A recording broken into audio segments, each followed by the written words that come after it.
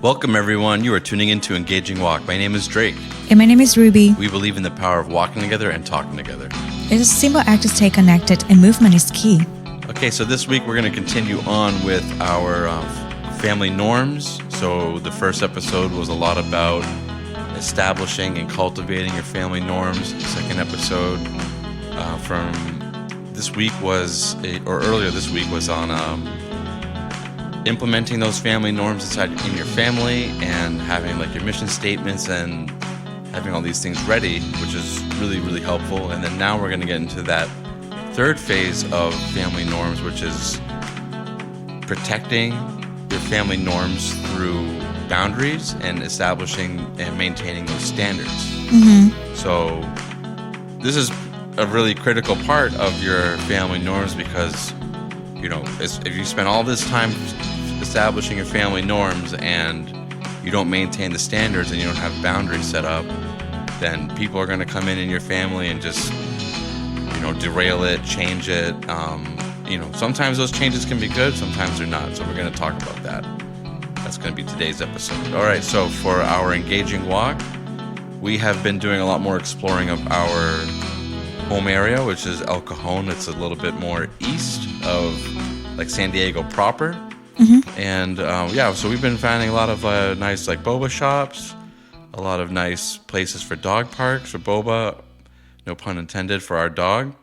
And the scenery here is a lot more like mountainous than where we originally were at, which is a lot more like closer to the beach. But yeah, so that was our Engaging Walk. And so let's dive into the content. So the topic, again, maintaining those family norms, boundaries, standards. And so what are your first immediate thoughts about that, my lovely, lovely wife, Ruby? I think you mentioned very good points where, first we establish the norm and then have a step to implement it. But then I think it's also a critical point to have to make it to maintain it, and then moving forward with that, because families start with a couple, not with the children, and to have two people on board with that and constantly moving forward with that, and especially for us, I remember like those beginning of the wedding. After the wedding, we start engaging our life together, and we start seeing commons area, also like difference area, but also like culturally different from our upbringing. And that is where I feel like, oh wow, that is, it can be frustrated, but it can be exciting at the same time, because whatever that we try to implement is a theory. Mm-hmm. Now the step is how you protect and maintain it. It's more like a practical step when you bring a theory into reality, and you can tailor it. Is it working or is not? And is so for me is this episode I'm excited because it's very practical, and just like the first one we have is communicate honestly with each other, and that's for our family mission statement is that we were going to communicate honestly with each other. That we were going to choose love over fear, maintain and choose that connection, justice, and represent God. And then, this last one is just common sense, but being nice and kind to each other. Mm-hmm. And, something that I can just remember, on the spot is like choosing love over fear, because now we are merging our life together, and there's so much things that we know each other a lot for over more than a year, and I know it's not too long, but we share a lot of deep connection and deep conversations. But still, like, there's some spot of a part of me when I'm like, okay, I have to be very vulnerable in front of him and share about my feeling, and I'm not. How do I say it? I'm not. It's not easy for me to share my feeling, Mm-hmm. But again, I was like, hey, we agreed to choose love over fear. I cannot just assume and fear the outcome of his reaction, but I need to choose love between us. And it's hard. It is hard. It's hard to be vulnerable. I remember that it took me a couple weeks to like address him certain things that bother me, and then I remember. Okay, I remember one thing that it's hard for me to believe that he loves me a lot. Like Drake usually is like, I love you with all my heart. That is extreme for me. Usually people was like, oh, I love you back. But for him it was like, Ruby, I love you with all my heart. It's like, my usually response would be, okay, thank you. Yeah. And then he was like, what do you mean? You're supposed to say something back. So. Yeah, words of affirmation for the love languages, Yeah. So again, so sometimes it's remind me like, why did I feel uncomfortable to say it back? Like, and then slowly some of the thoughts come to my mind, all the wound from the past experience.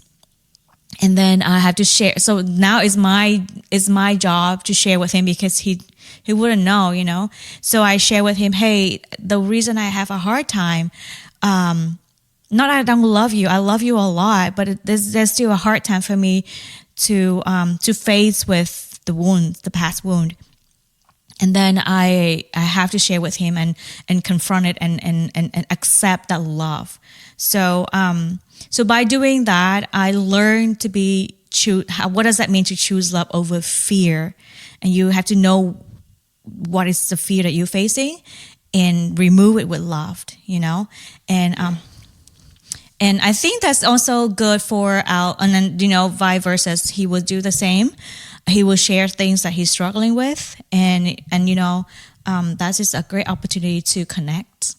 And that will be something that as we learn together in that journey, I think we can pass it on to the children later on. Like, what does it look like to choose love over fear? And we can, share a little bit with the children. This is how we can walk them through choosing love over fear. Yeah, I think particularly like for the man, it can be really challenging to definitely. Yeah, to admit your fears, to admit that you're afraid, to admit that you're scared. And there's a healthy balance to it. You don't want to be like a chicken to your wife and, put that burden on her because, I think, maybe more traditionally that like that's your role as the man is to take on, like the dirty jobs, and take care of them and do it without complaint.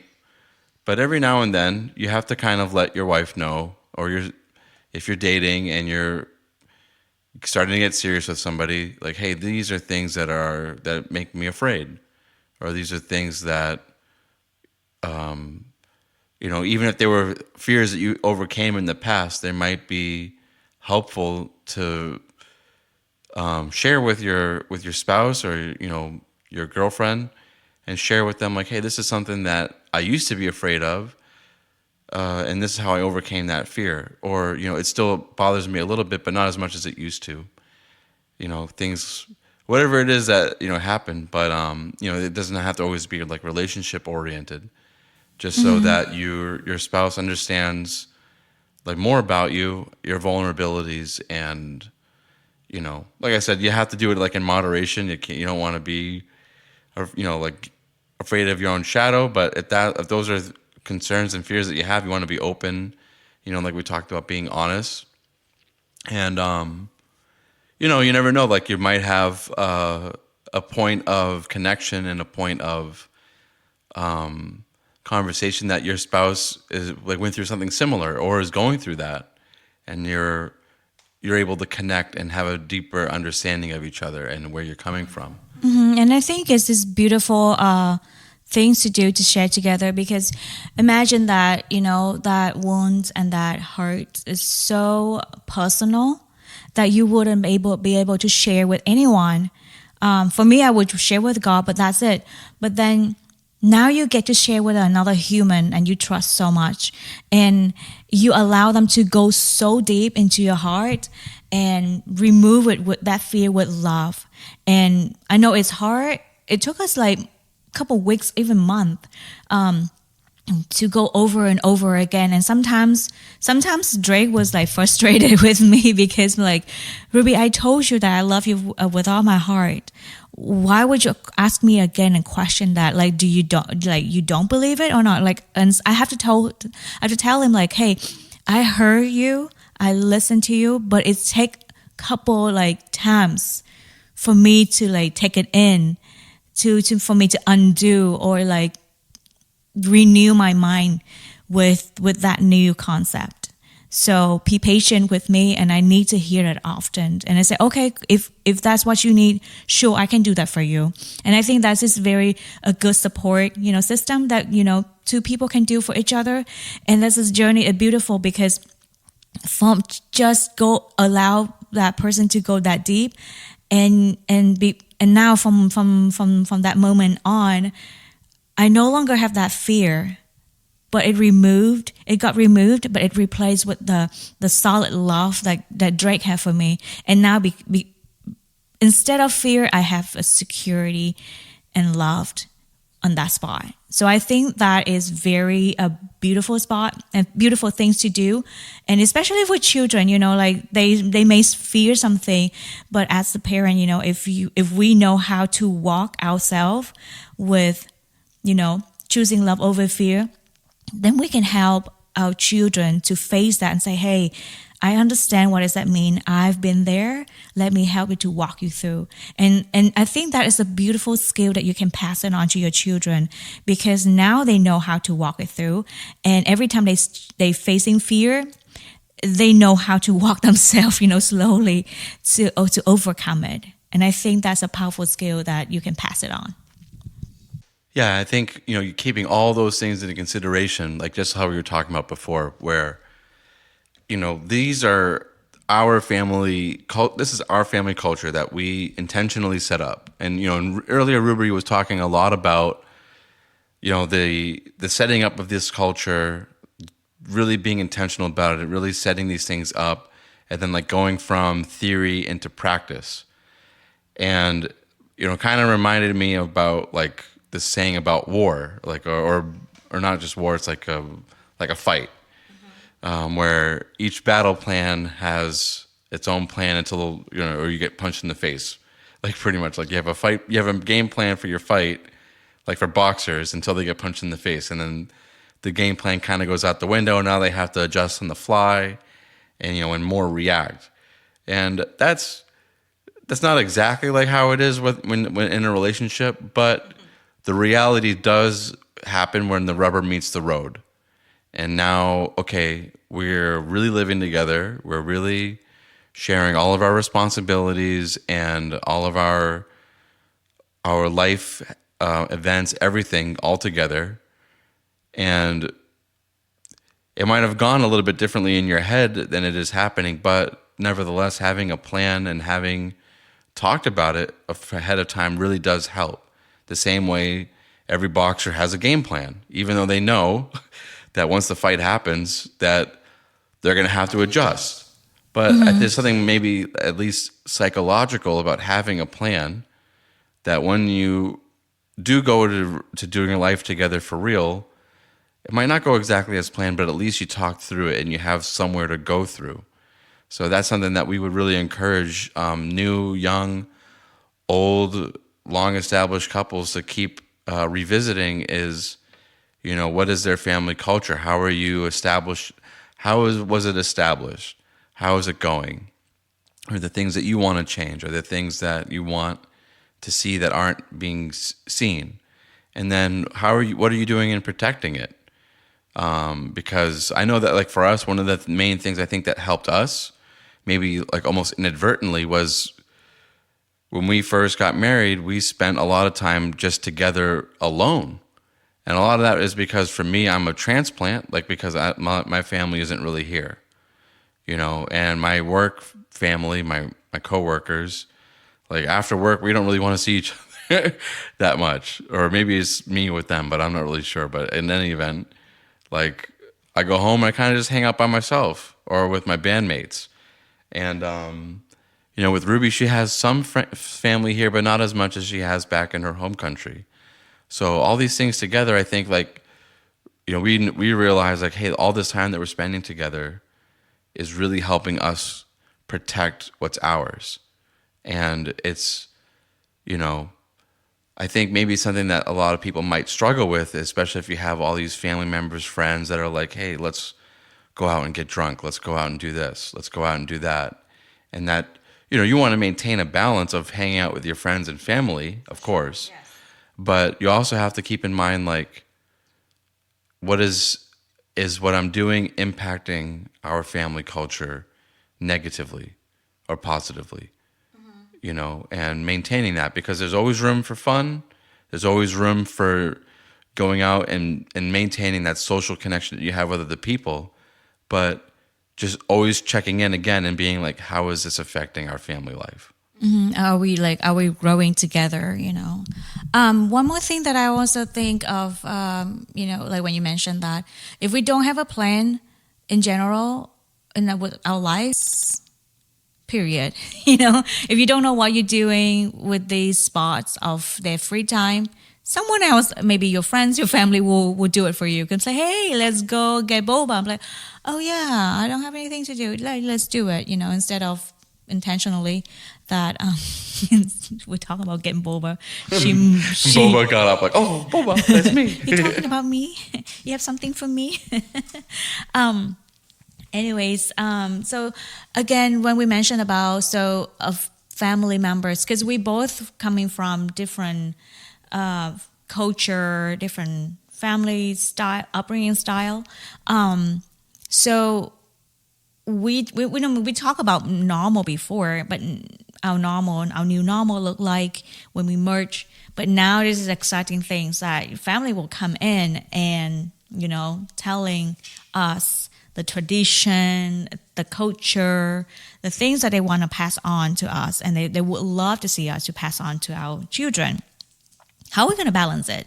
How are we going to to keep it healthy and keep it boundary, just to still known at Martinez, but still like we're not bluntly say no, we don't do anything with you guys, So how are we going to do it? Yeah, it's a good question. It has come up with us a lot lately. So our next episode, we're going to talk a little bit more about like what it is that sparked all of this conversation. But let's just say that for now, just so that we can maintain our on topic, is that it always brings me back to this. In my faith, we have, or the faith that I grew up with, rather the Greek Orthodox Church, is we have we had a priest who always had a really great way of making analogies, and just like how Jesus spoke in parables, or delivered his messages rather in parables. This priest was really, really gifted in using analogies, and he said something to the effect of, "You want your mind to be like a sieve. That there's three types of minds. There's the sponge, the rock, and then the sieve." And the sponge soaks everything up, good and bad. The rock, nothing can get through to the rock. But the sieve captures what's good and then lets all of the bad stuff pass through, something to that effect. And it's a very powerful... Just like eating the meat and spit out the bones. Yeah, just like that. So it's a very effective way of thinking about, Yes, especially in terms of like our family cultures, where we come from. And yes, taking and honoring the traditions and the family heritage that we have, but also having the courage to look at them honestly and say, these things I'm not going to do. I love you, Mom. I love you, Dad. I love that this is your way of doing things. But as time has gone on, and the way that I've discussed this with my wife is, we're not going to do this thing in particular, because this contradicts our family norms and our family traditions that we are setting up for ourselves. And, That's why I think a lot of like what they talk about in the Bible is very effective when it talks about that the family unit starting with the husband and wife, that the man leaves his family Yeah. and takes his wife and now and creates a new. So you have to have the courage, especially as the husband, to look and say, yes, mom, yes, dad, I understand. I understand that, one of the things that lead it with that we don't really like that we don't want to keep on in our family in terms of like the Greek culture is, in the Greek culture, they have this thing called like the evil eye. And it's like this weird looking like blue eye. And it's supposed to like ward off like evil spirits and things like that. And I always thought like, even as a young kid, like it's just silly. Like I don't understand how this little stone is supposed to like, keep away evil spirits. And my mom would put it on me on like a necklace or on a bracelet. And I'd be like, I don't want this silly thing. I'm going to get rid of it. Or I'm going to put it somewhere. I always like wearing my cross, but, not the little like evil eye things. If you Google them, Greek evil eye or Orthodox evil eye, you'll see what I'm talking about. That's like one example of like a tradition that like we're just like not going to have in our home. So it's a little uncomfortable to go up to my mom and be like, hey, can you, not bring those things into our home because we don't want them. Or, just being a little bit more diplomatic and polite about it, but something to that effect. Yeah, and I think, back to like our norm for family culture is like be kind and nice to people, including parents. And I know like parents only want to pass on things, from the culture and tradition, which is they don't want to be all the things that got lost, and they wanted passing on. We totally understand, we know, but again, one of the thing that we talk about family culture is that we represent God. So we always have to go back to the Word of God. Like, is that how God represent? Like, am I represent God well in that? In my faith, strong in the Word of God, or I put my faith in somewhere else, and just explain that to them. I know it's again Asian. We just do body gesture and facial, gestures more than the word. But I think the speaking out from our heart, I know it's hard because I was there, and it's weird to even like voice it out and thoughts and feelings to parents and like constantly remind them, hey, I love you, I'm not against you, but this is my choice, and please respect that, and please this is family culture that we are trying to build on, and we appreciate you that you're trying to pass on things that you think that is so valuable, but this is gonna be our turn to pass it on, and we will do our best to see what is the best for our children. And of course, I mean, like, we love our culture, we love the food, we love the traditions, we love that. It's not something that is just anything that not Yeah, just like that being a sieve. You take what's good and you just have to turn away what's bad. Yeah, just not something that not go along with the Word of God. Then that's something that that's a red flag. But the rest, I'm like, sure, why not? Mm-hmm. So yes, I was talking to my friend. I'm gonna share with Drake that in our culture, we don't have a baby shower, baby gender reveal. No, nothing. But we have a big thing in terms of passing on culture. We have a celebration for the first month, and then the 1 month. The first birthday of the baby is huge, and then on the first birthday, we have a tray in front of us, and then we have different objects like scissors, ruler, hammer, camera. Like they each item represent a career, or even money represent a career that the children banker investor, I don't know.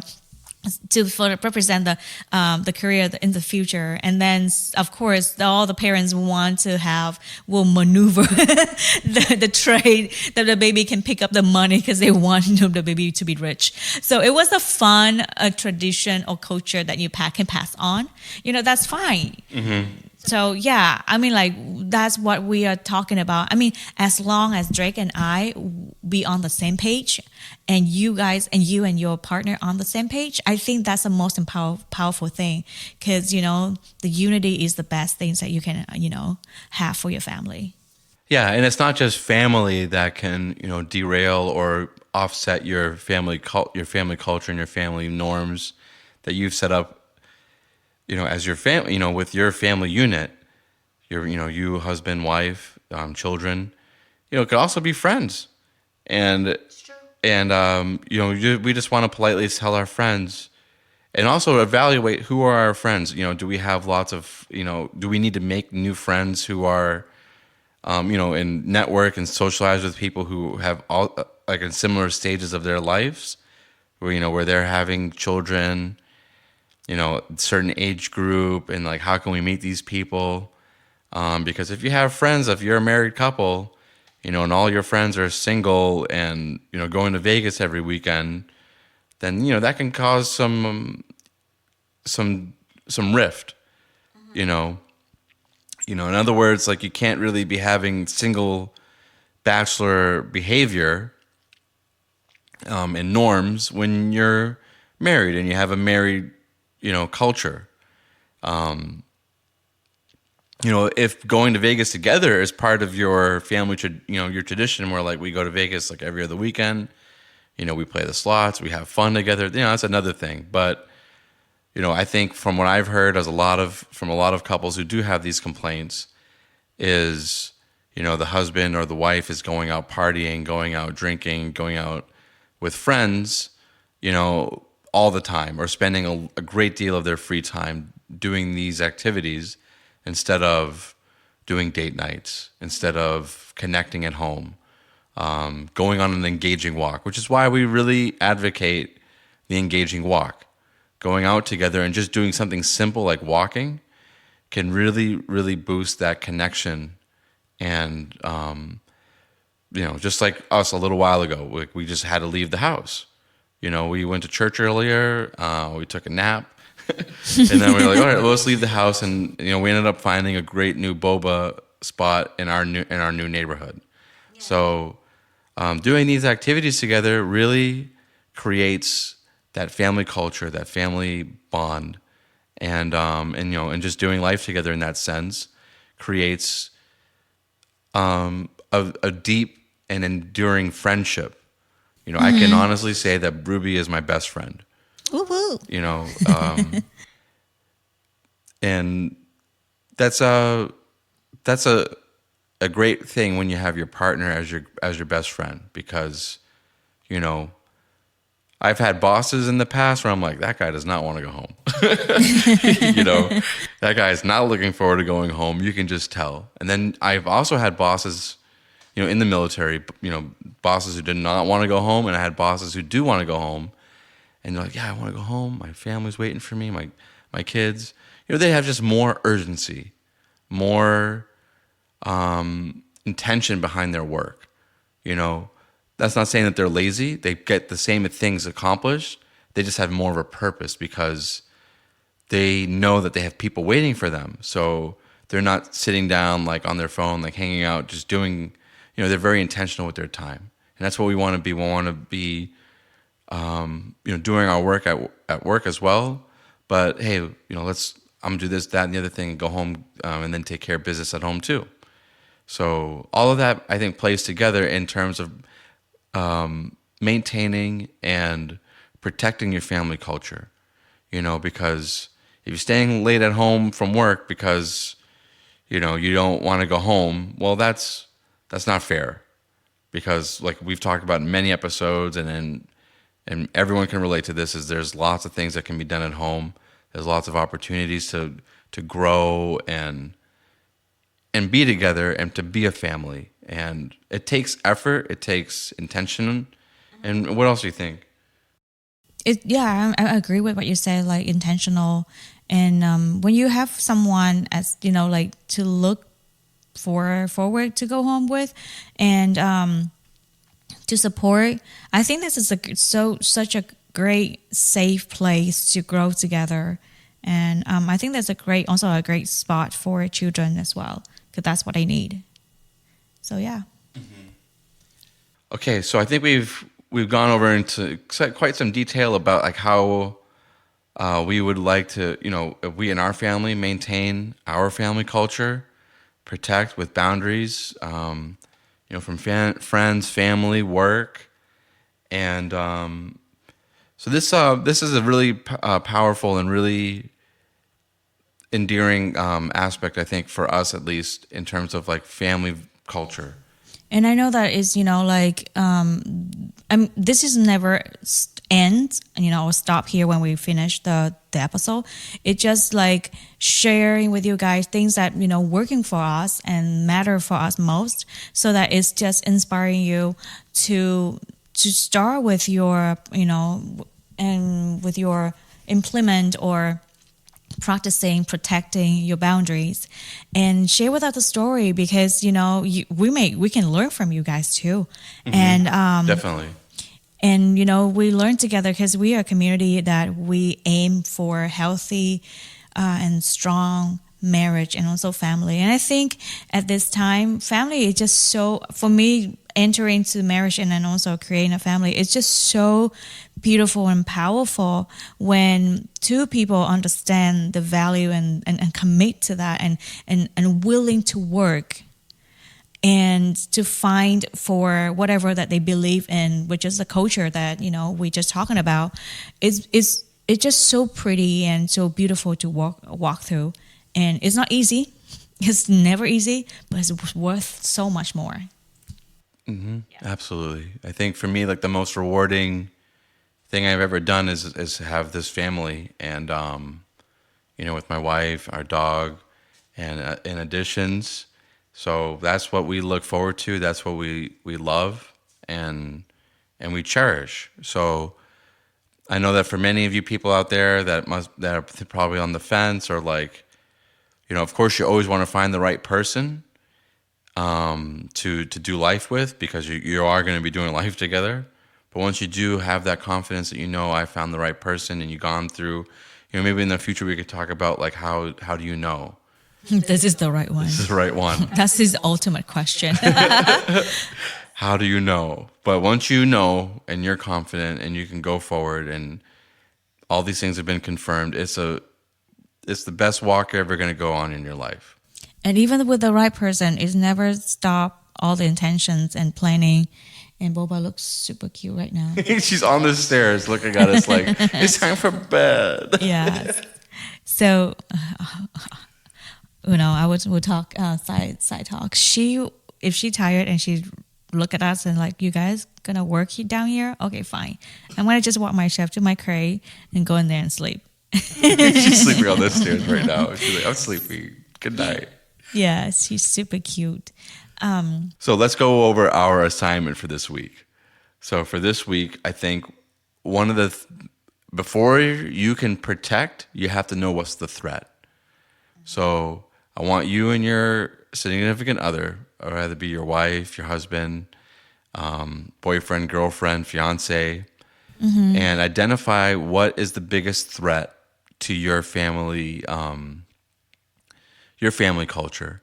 And it doesn't have to be like an existential threat.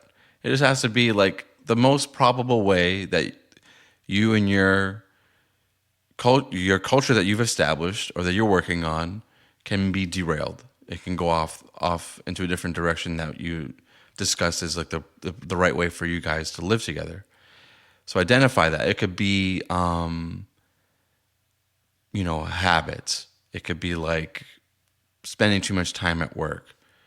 And then coming up with new, hey, work. You know that you have to work. Everyone's got to work.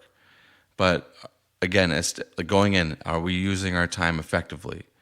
Habits, things like smoking, drinking too much, Are these areas of our lives or habits that we have, relationships, with friends, family, coworkers, that is a threat to our way of life? Identify them and find ways to mitigate that threat. Yeah. Again, like we're not us against people, it's just like how do you protect your family culture that you agree upon, and how do you protect them? Yeah, and everyone's situation is different. Just by identifying the threat doesn't mean that you deal with it the same way, like eliminate the threat. No, it could be mitigating. You can identify like, hey, my brother every week, so this is not the case with us, but this is just an example. My brother every week needs money from, because he's bad with money, whatever the case may be. I still love my brother. I'm still going to take care of him and support him, but giving him money every week is not really dealing with the issue correctly. And your spouse is like, hey, we can't really afford to be giving your brother money so that he can go buy, lottery tickets or whatever the situation is, and identify what the problem is, the threat to the family culture, and mitigate it. Say, hey, bro, I love you, but this is the last week that I'm going to be able to give you money. And then you always go back to your family culture. That is your blueprint. Like, hey, it is giving, and I go back to the example. If that's giving to my our brother or my brother-in-law, constantly, that am I helping him to grow, or am I choosing love over fear? Yep. Just give it to him. It's fine. Are you fearing of something, or is it showing love? Is it 'Cause we're there to help family. That's what we're all about. But Yeah. if this is just enabling a bad Bad behavior behaviors, or something that's not really helping, then we have to reevaluate it and then find, like, hey, this is a problem for us in our culture. Let's find a way to mitigate it. Let's find a way to actually help him as opposed to enabling him. We're showing up as communicate honestly with him, or we just just give the money so that we can move on. So like that is where whatever situation that you're facing with, that is the opportunity for your family to shine the culture that you want to establish. So again, this is it can be delicate, it can be different for everybody, but think deeply and find what that just Boba. She definitely fell asleep. She's on the stairs being all cute. My wife's gonna take a picture now, so we'll post it on the Engaging Walk Instagram, and so take a look out for that. But I think if you can identify and think honestly and carefully about like what poses a threat to who we are trying to be as a couple, and think of creative, effective ways to deal with problems that get to the heart of the matter, then it's a great exercise that you can just do repeatedly, because it's not going to just be one thing. It's not going to just be, it's going to be like whack-a-mole. As you go through life, there's going to be more things that pop up, and we have to think of creative, effective ways to deal with them. And that's like the main priority of once we have all of our norms established, we have to protect them. We have to protect what's ours. And, so with that, we're going to go ahead and sign off. But before we do, we want to remind you guys that we have this photo that we're going to be posting on Instagram. So make sure you go on there and check us out on Engaging Walk. Give us a like, give us a subscribe, follow. You can also find us on Facebook. And if you're listening on Apple, Spotify, make sure you can also check out or wherever you get your podcast. You can also find us on YouTube. And if you know anyone's, like your friends, your family members, or even just whoever, your coworker, that looking for a relationship, and if you find us helpful, you can share with your friends and your family members. So thank you for that, and thank you so much again for listening, and also spend this moment with us. We appreciate you guys. Yeah, we thank you very much. And with that, we are going to be signing out. So thank you for tuning in to Engaging Walk. My name is Drake. And my name's Ruby. And we are Signing out. Thank you. Bye.